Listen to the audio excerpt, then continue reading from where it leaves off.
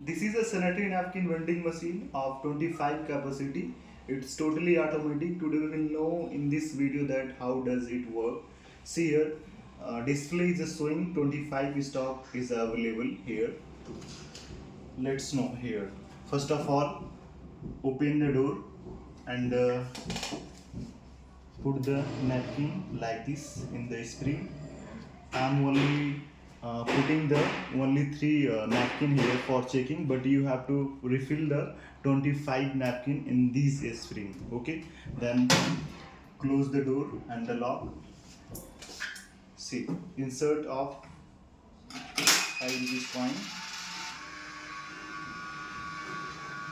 See,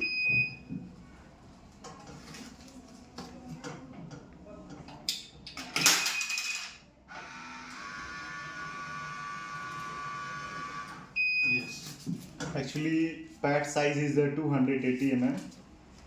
Thank you so much.